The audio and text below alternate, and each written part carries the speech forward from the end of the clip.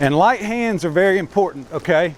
If you're gonna be a good horseman, you gotta have soft and light hands. But I'm here to tell you right now, if your horse is running off with you, you grab that son of a gun, okay? All right, grab a hold of him. And there's not a good horseman in the world that'll tell you that when your horse is trying to run off with you, you need to have light and dainty hands, okay? You don't. You need to grab them like a gorilla, all right? And then when they come back to you, you soften to them, okay? You can be light and dainty when your horse is coming back to you. But when your horse is running off with you, all that stuff's out the window, all right?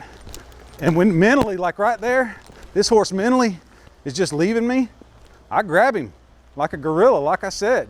And if you've got to put some kind of leverage device on him to get control of him right there, do it. Do it, and then come back to it later on, all right? You know, come back to the snaffle bit, come back to whatever it takes, but you can't just let your horse. Now, I'm not telling you to put some kind of a giant shank bit on your horse and ride him in it all the time in order to keep control over him. What I'm saying is that you do whatever you got to do to get your horse shut down and then go back to the light feel, okay?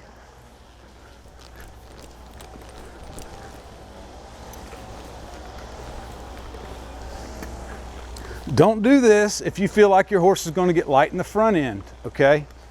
And start rearing up on you and flip over. Don't do that, okay?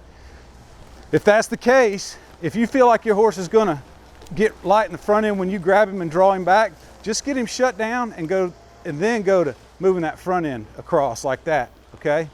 That's another method that you can use, all right?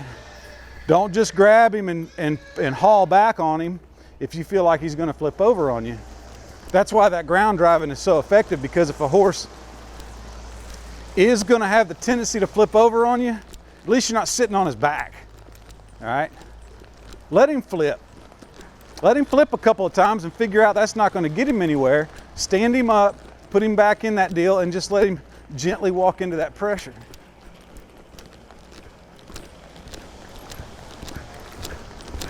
Now he's getting really fast right there, running to that gate. So I'm going to shut him down, pull him back, break him across. And every time I break him across right there, I'm closing that outside leg after he makes the turn. You see it? In order to put his ribs in his, I'm gonna ride right towards you and watch so you can see what I'm doing right there. I shut him down, I turn him, and then right there, I apply that leg in order to get his ribs and his shoulder in line with his nose right there. You see how that straightens him up, okay? I don't put that leg in the turn. I wait till after he is committed to the turn to do that, all right? Now all this is all an overlapping effect. One, we're getting control of our horse mentally. Two, we're getting the fresh off of him. I'm real pleased with Iron's lead departures right there, because here in the past, he's wanted, now right there, he's running off with me. I grab and say, nope, Iron, let's don't do that.